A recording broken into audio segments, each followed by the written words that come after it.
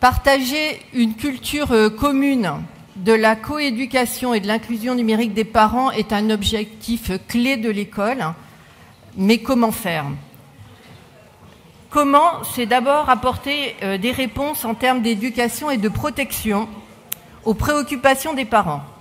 Les préoccupations des parents portent sur les risques sociaux liés aux pratiques numériques, cyberharcèlement, surexposition aux écrans, accès à des contenus inappropriés. Je parle de la haine en ligne ou de la pornographie.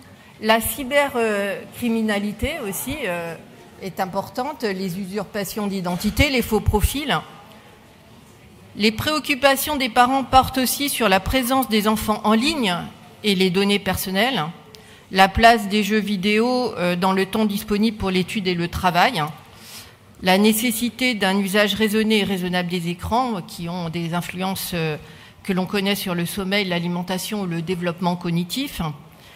Les parents sont aussi préoccupés, bien sûr, de la façon dont leurs enfants s'informent sur les réseaux sociaux, l'éducation aux médias et à l'information, les fausses informations, on en a parlé tout à l'heure. Mais plus fondamentalement, les parents veulent accompagner leurs enfants vers la réussite scolaire et leur épanouissement. Je pense que c'est ça qu'il faut garder en tête. C'est ça l'éducation des parents à l'école.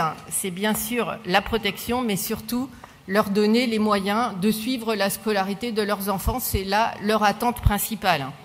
C'est pourquoi j'introduis d'emblée ce concept de coéducation inscrit dans la loi de 2013 d'orientation et de programmation pour la refondation de l'école et dans le référentiel des compétences des professeurs. À ce titre, les enseignants, et c'est important d'avoir en tête 4 verbes d'action, les enseignants accueillent, informent, dialoguent, impliquent les parents. Accueillent, informent, dialoguent, impliquent les parents.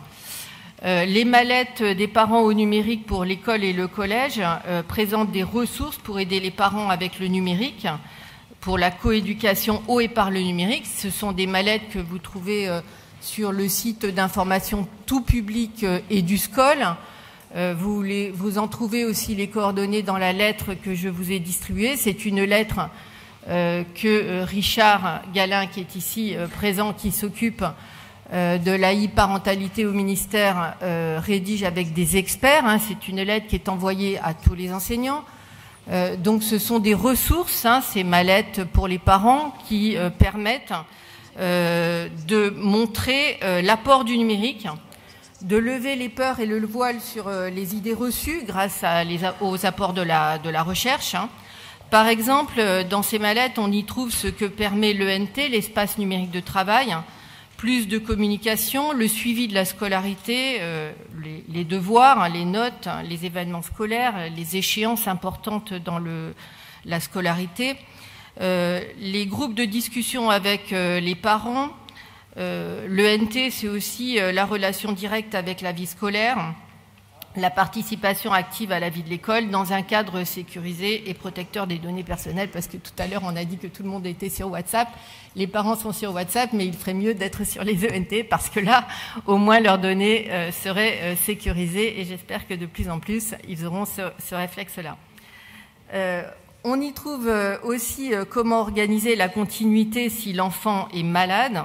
On y trouve des ressources si l'enfant est porteur de troubles 10 ou de handicap. Je rappelle l'importance du numérique pour les élèves qui sont porteurs de 10 ou porteurs de handicap. Je voudrais, pour refocaliser l'attention, vous proposer un petit quiz un peu plus difficile que celui de Fabien tout à l'heure, pour vous demander si, vous avez 3 réponses possibles, si l'âge moyen d'inscription d'un enfant sur un réseau social est plutôt 8-9 ans, 10-11 ans ou 12-13 ans. 1, 2 ou 3. Qui vote pour 1? Comment? Je dis en réel. L'âge moyen de la première inscription. Donc 8-9, il y a un tiers de la salle. 9-10 ou 10-11, bon. Un tiers de la salle. Et 13-14 à une personne. Alors, bon, l'âge moyen de la première inscription, c'est 8 ans et demi. Donc merci au premier tiers d'avoir une clairvoyance en la matière.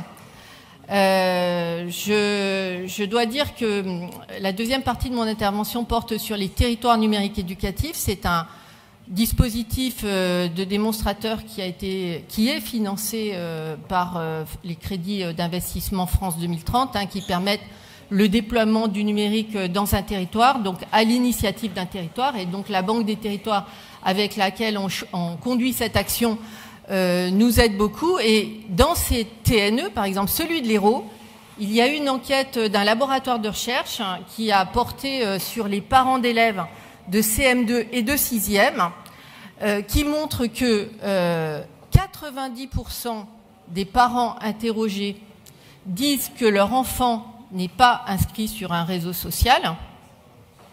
Je parle d'enfants de CM2, 6e, 90%.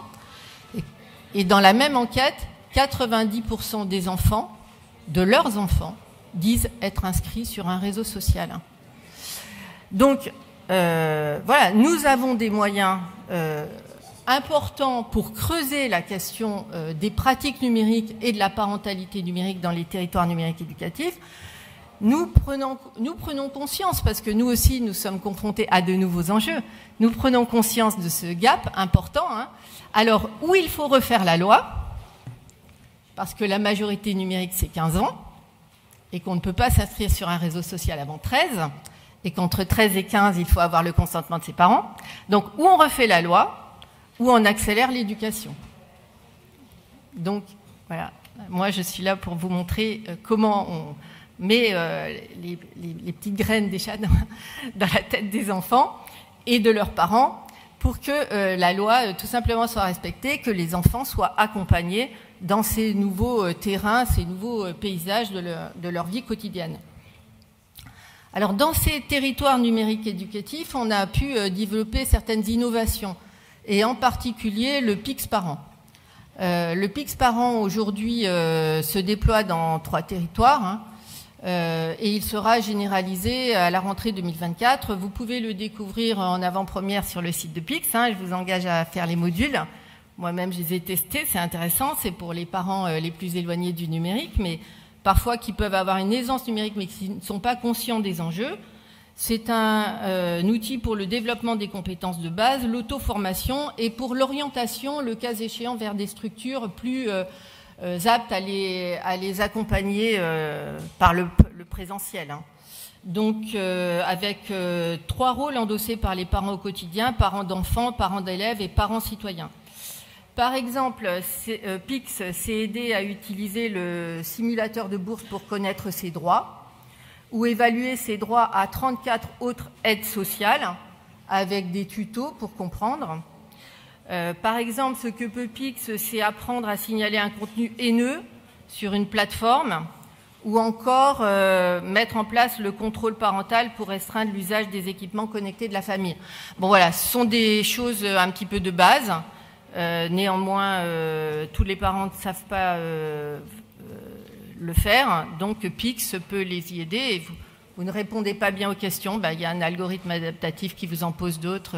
La même situation, les mêmes défis peuvent être présentés différemment et s'adapter aux compétences des parents qui s'y connectent. En conclusion, j'insisterai sur quelques autres repères structurants. La charte pour l'éducation à la culture et à la citoyenneté numérique, conçue par le ministère, mais aussi la CNIL, l'ARCOM et le CLEMI. La culture numérique, qui pose en 14 articles le cadre du numérique à l'école.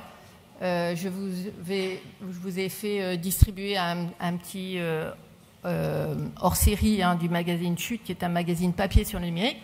Et dans ce hors-série, vous verrez les 14 articles. Vous les voyez aussi dans la lettre que l'on donne aux enseignants. Et en particulier, il y a l'article 11. La communauté éducative garantit l'égalité d'accès au numérique et à ses usages à tous les élèves. Je rappelle, Madame Piron le disait en introduction, que la certification des compétences numériques des élèves est obligatoire en 3e et en terminale. Qu'on est en train de déployer le PIX 6e dans un tiers des collèges et dans tous les collèges à partir de la rentrée, que ça donnera lieu à une attestation obligatoire des compétences numériques à la fin de la classe de 6e. Pourquoi on remonte? Pour les questions que je vous disais tout à l'heure. Le smartphone, c'est un mal nécessaire pour les parents, et à partir du collège, tout le monde l'a. Donc voilà, nous sommes conduits donc à avancer l'âge où nous mettons nos efforts sur les compétences numériques. L'article 12 de la charte, l'usage du numérique, notamment par l'utilisation des écrans, doit être raisonné, adapté à l'âge des élèves et respectueux de leur rythme de vie et de leur santé. Il doit faire l'objet d'un accompagnement global en liaison avec les familles et respecter le droit à la déconnexion. Un autre repère structurant, c'est le socle numérique de base qui est défini avec les collectivités. C'est un référentiel partagé qui oriente les investissements en termes d'équipement, de connectivité, de ressources. Ça garantit l'égalité d'accès sur l'ensemble du territoire. Et ce socle prévoit un volant d'équipement pour les familles que les collèges, lycées peuvent déployer en cas d'urgence. Par exemple, en cas de continuité, de nécessité de la continuité. Je sais que on a la mémoire courte, mais on en avait besoin pendant le Covid. Mais on en a encore besoin puisqu'il y a eu des inondations dans le nord de la France, qu'il y a eu de la continuité pédagogique. Personne n'en a parlé parce que ça a fonctionné. Et donc les élèves ont fait la classe à distance sans qu'aucun média ne s'en fasse le relais. Donc ça veut dire que ça marche, c'est très bien. Et la continuité, c'est quelque chose d'essentiel et de toujours présent, et il faut pouvoir, dans l'urgence, déployer des équipements pour les familles qui n'en ont pas. J'ai cité quelques partenaires, bien d'autres ici, bien sûr, vont s'exprimer autour de la table, avec lesquels nous travaillons. J'ai cité les collectivités. Je finirai par citer les acteurs de la vie scolaire et les professeurs, tous leurs efforts pour ne pas laisser les parents sans solution et sans réponse face à ces enjeux. C'est sur ces mots d'empathie et de sympathie pour tous les professionnels de l'éducation que je souhaiterais terminer mon propos et rappeler que pour eux aussi, ce sont de nouveaux enjeux et qu'il est très important de les former et de les accompagner. Je vous remercie de votre attention.